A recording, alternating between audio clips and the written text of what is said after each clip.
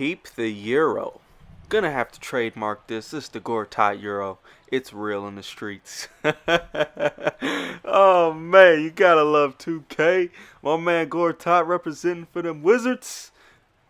But why not do it again? This man is a beast. Stay tuned.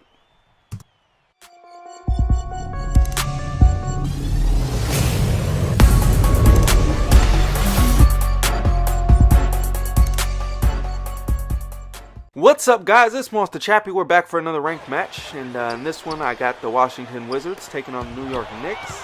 And shout out to that Gortat Euro, man. I love doing Euros with the awkward big man. It's just so funny, some of the animations you'll see, and you know, it's just crazy how 2K, once they get that animation going, it's just pretty much no stopping it.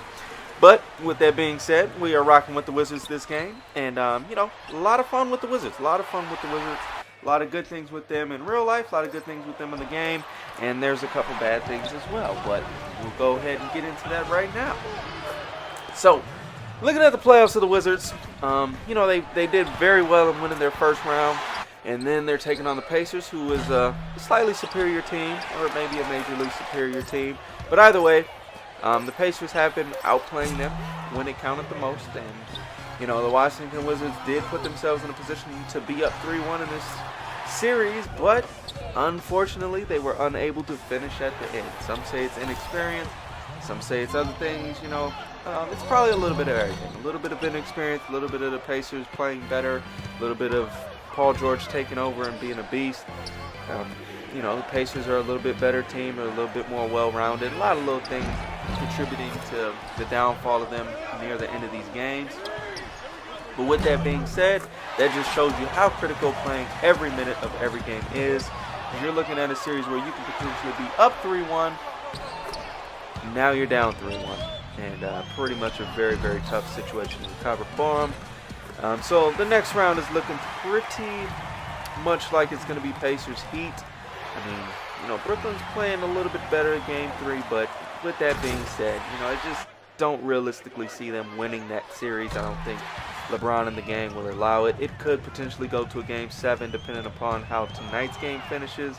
But again, I just don't see them winning that series. So I'm very excited to see this Pacers-Heat matchup. And I'm also excited because the Pacers are starting to play better. They sucked round one. Like, they were really bad. And they were really, you know, they were pretty bad this round two.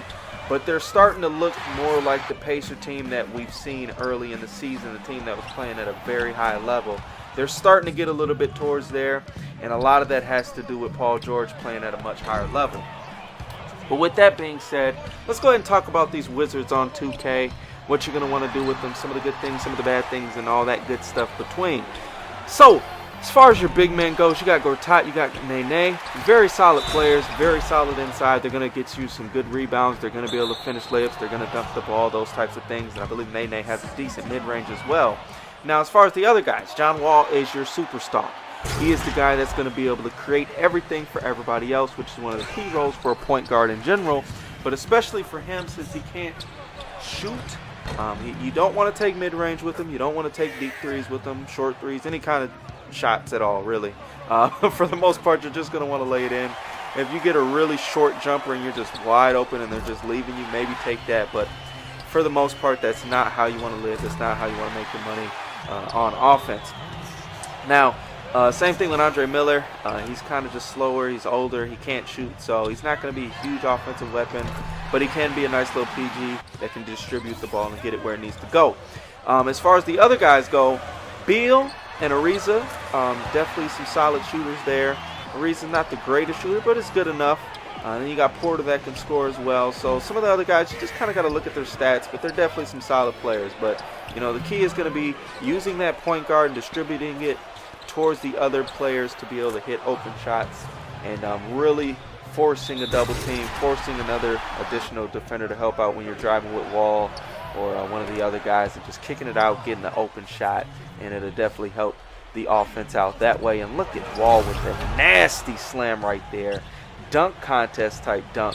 And that's pretty much going to do it right there. I mean, I probably would have rage quit at this point too had that happen. But, nonetheless, it was a good game. And hopefully you guys enjoyed that. And hopefully you're enjoying these NBA playoffs. Let me know what you guys think about my thoughts on the Wizards and how you think that series is going for them. And how you think the rest of this playoffs is going to shape up. But until the next time, guys, this is going to do it for your boy, Master Chappie, signing out.